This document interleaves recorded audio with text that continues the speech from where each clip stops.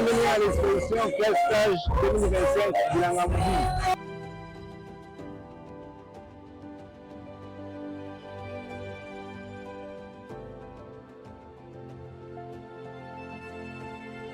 Bienvenue à l'exposition Bilanga Mobile Classe Stage 2025.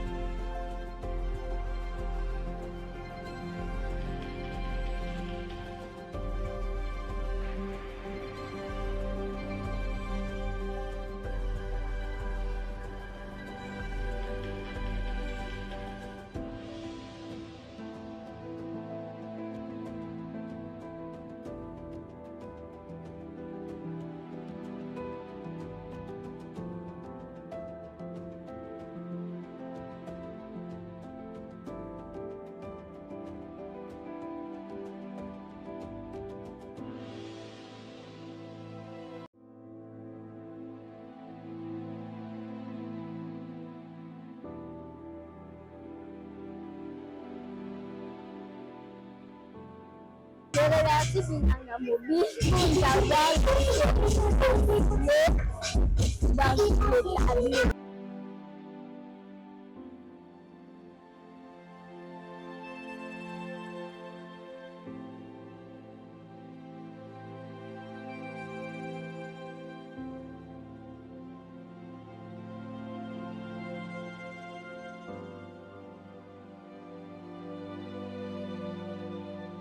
Madame Martine Pepa, oui, ça fait plaisir que l'enfant s'exprime librement par les dessins et c'est une grande joie parce qu'elle aime déjà de l'art à partir de la maison et là elle est venue, elle a exprimé son talent et ça me fait plaisir. On dit merci à la structure Bilanga Mobile pour l'initiative. On voit que les enfants se retrouvent et ils s'expriment bien, on est très contents.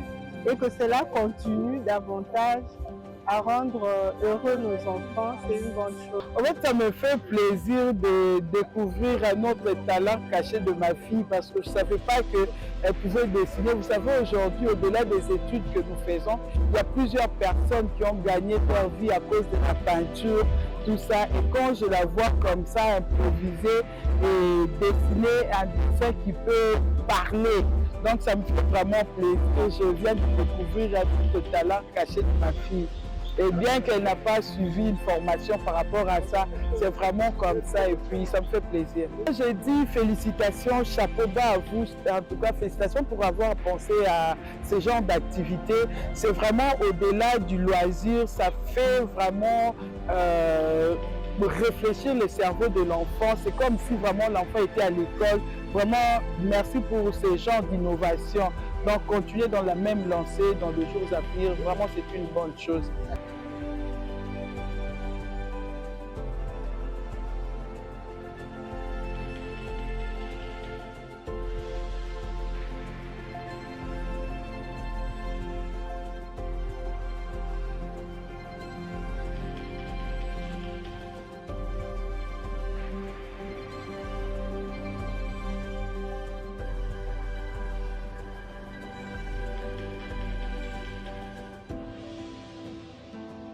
Je m'appelle Bozoluke Nyazachi, je suis artiste visuel et étudiant à l'Académie des Beaux-Arts.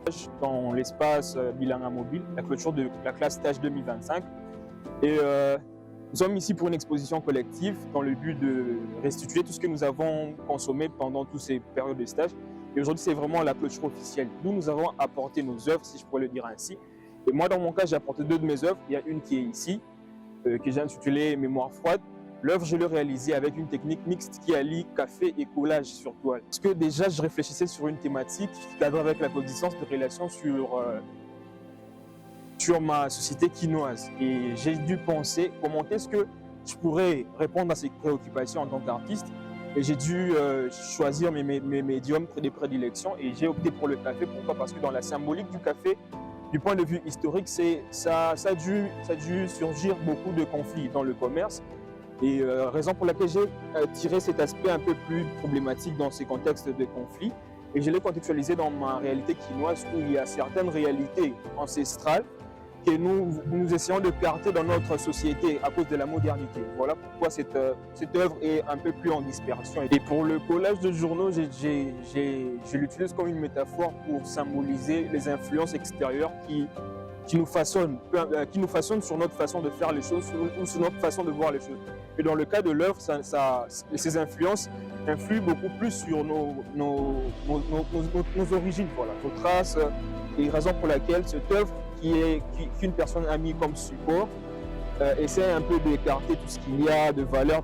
Pourquoi? Parce qu'il est submergé par des influences extérieures qui change sa manière de voir, sa manière de penser les choses. Et cette personne, quand bien même ses origines sont en dispersion et la personne en question devient un peu plus dégradée, pourquoi? Parce qu'il s'est détaché de ses origines. Voilà un peu la somme dans ce qui concerne le message clé de mon œuvre.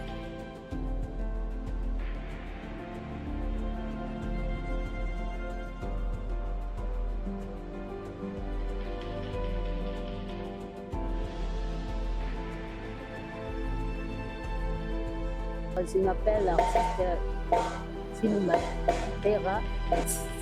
Sur mon travail, je interroge la liberté intérieure face aux normes sociales, à la capacité et définit l'environnement équilibré.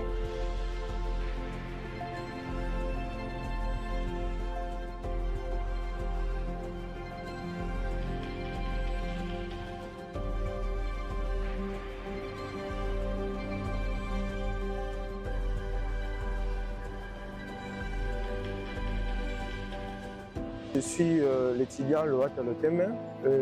Aujourd'hui, c'est la fin de notre stage, classe stage 2025, et on a organisé l'exposition collective. Mon œuvre est là et j'essaie de montrer aux gens que les albinos ne sont pas des anomalies ni des esprits, mais ce sont des personnes comme tout le monde.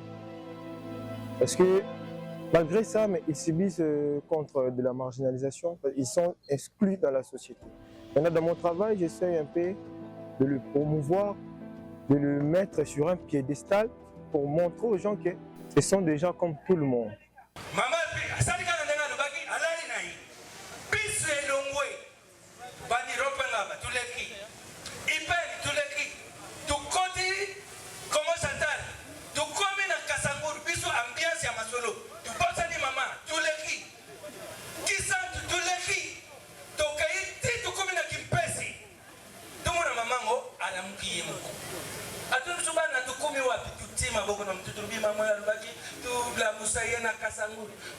Mama, tu come na kipesi.